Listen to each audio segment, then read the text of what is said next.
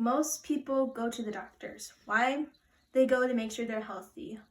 When they're not healthy, doctors give them recommendations. Other than medicine, they might recommend exercise. Exercise is known to improve your physical health. What most people don't know is that it improves your mental health. Today, many people don't prioritize their mental health. People's mental health today is not very good. However, people are not realizing one's physical health is as important as one's mental health. I'm credible on this because I did various amounts of research, and as a pre-nursing major, when we check up on patients, we also have to prioritize their mental health. And my personal experience with this topic is I originally exercised to stay fit. Exercise is a prominent benefactor in mental health. Today, I'll first explain how it betters your sleep. Secondly, I will discuss on how it reduces stress. And finally, I'll talk about how to promote one's mood. To begin, exercise can better your sleep. At some point, people have to sleep. Sleeping is as important as eating and drinking. Most people don't know what their bodies go through when they sleep. Today, I'll be talking about the sleep cycle. The sleep cycle is very important, and the two main things I'll talk about is light sleep and deep sleep. According to the National Institute of Neurological Disorders, light sleep has slow brainwave movement that helps you transition to deep sleep, and deep sleep is when your body repairs itself. When we exercise, we have faster and more refined sleep. And when we exercise, we deplete energy healthily. And we increase slow brainwave movements. Info from the Johns Hopkins Hospital tells us that exercise helps transition light sleep to deep sleep faster. Deep sleep also goes through metabolism. Metabolism is what gives us energy for the day. The energy provided to us by sleep is when we could possibly use it for exercise. And exercise is a healthy way to get rid of our energy. And by getting rid of our energy, we are able to sleep faster. And if people were not able to have an adequate amount of sleep, then they'll have less energy. And with less energy equals bad sleep. And that is why exercise is a factor.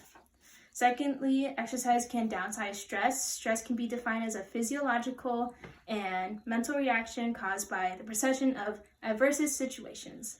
At some point, everyone experiences stress. Daily hassles equal stress, and one daily hassle soon becomes many daily hassles, and daily hassles eventually become stressors, and stressors become to the point where we feel frustrated and feel pressures on ourselves.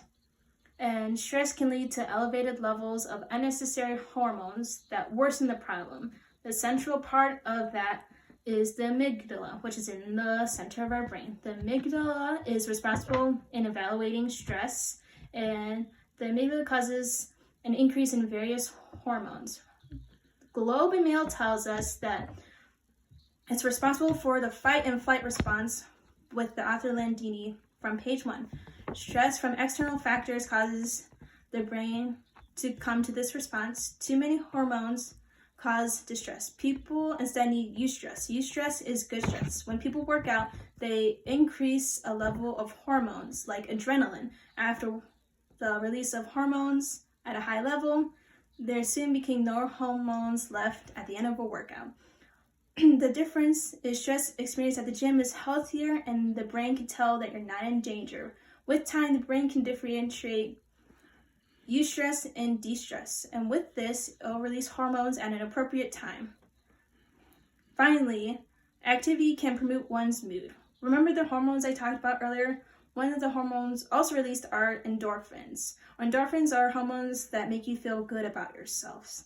According to Jarvie on page 1 of his paper, by exercising, people may have a higher self-esteem. With a higher self-esteem, you can have high self-confidence. With an overwhelming feeling of positive emotions, you feel better about yourself. Warm-up feelings can stay with you for a very long time. The sensations experienced may help you feel more efficient in getting things done. An example being daily hassles. Struggles like daily hassles individuals deal with. Exercise is not the only thing that can solve all problems. Sometimes people exercise to push their bodies to the limit. In some cases, people do this to achieve goals. Some even feel great when working out to get their mind off things.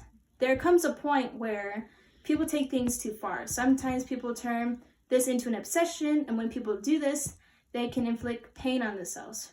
From the Queen's University Journal, the author details about how looking into her health took a turn for the worse. McCormick, the author, developed an eating disorder by trying to maintain her health.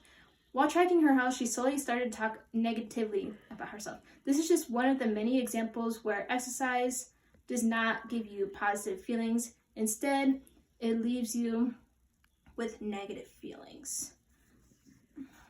Exercise can cause several aspects of one's mental health. Today, I first discuss how exercise can be of service to sleep well. Secondly, I explain the reduction of stress. Finally, behaviors from activity can lead you with delicate or bleak emotions. Exercise can be both a remedy and illness to one's health. Balance is key to everything, including life. It is up to you, the individual, to find the right balance.